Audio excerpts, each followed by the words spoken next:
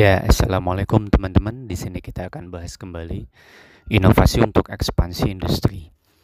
Kali ini kita akan menjawab kembali pertanyaan yang masuk. Inti pertanyaannya seperti ini ya. Bagaimana langkah kita menghadapi era disrupsi saat ini, terutama saat menghadapi resesi ke depannya gitu. Ya, Bismillah, jawabannya begini ya. Antara disrupsi dan resesi ini beda ya. Kita bahas dulu aja satu target ya, disrupsi dulu aja. Sebenarnya disrupsi ini sudah mulai melonjak, apa sih ibaratnya tuh, grafiknya gitu ya semenjak, eee, tahun 19-an gitu ya. Maksudnya 1900, ke atas gitu ya. Disrupsi ini makin menjadi-jadi dan menggila tatkala Cina, mengubah kurikulum negaranya menjadi kurikulum inovasi, pada tahun 1999 dan dieksekusi beberapa tahun atau mungkin sebelumnya gitu ya.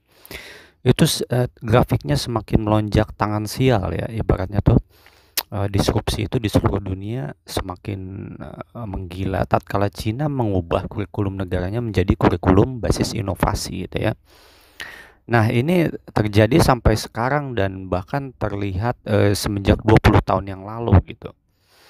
Seperti itu ya. Jadi, disrupsi yang terjadi itu sebenarnya disrupsi inovasi atau innovation disruption. Jadi sebenarnya disrupsi yang terjadi itu disrupsi dalam hal transformasi dari, tadinya bentuk factory biasa atau pabrik, tradisional atau pabrik yang memakai mesin biasa menjadi pabrik yang berbasis IoT ya, berbasis Internet of Things atau berbasis, digitalisasi gitu. Sebenarnya hanya transformasi digital seperti Gojek misalnya. Sebenarnya ojek-ojek sekitar juga masih banyak pendapatannya, bahkan pendapatannya bisa jadi lebih besar daripada Gojek gitu. Maksudnya, ojek-ojek yang menggunakan, aplikasi Gojek gitu. Jadi disrupsi secara digital itu bukan disrupsi yang sebenarnya, itu hanya transformasi digital. Hanya, berdasarkan disrupsi di ranah inovasi gitu ya. Jadi untuk menghadapinya ya tidak perlu khawatir sebenarnya yang, sekalipun kita memiliki toko gitu, sekalipun, ibaratnya tuh, tokonya masih tradisional, belum digitalisasi ya tidak apa-apa karena memang tidak akan terdisrupsi secara 100% gitu. Transformasi digital ini tidak mendisrupsi, pabrik-pabrik atau usaha-usaha yang masih belum digitalisasi, tidak. Bahkan ibaratnya tuh sekarang radio, ibaratnya radio yang digadang-gadang akan, musnah gitu ya dengan adanya YouTube, dengan adanya macam-macam digitalisasi gitu, platform digital. Ternyata radio masih ada, televisi masih banyak, macam-macam, media sosial, koran pun masih banyak beredar di mana-mana. Jadi intinya disrupsi dalam bidang inovasi ini tidak mendisrupsi semuanya gitu. Ini hanya, teori konspirasi sebenarnya untuk menakut-nakuti, tapi memang supaya penjualan kita tambah menguasai market size-nya gitu, ada baiknya memang segera digitalisasi juga. Jadi offline dan online-nya jalan gitu.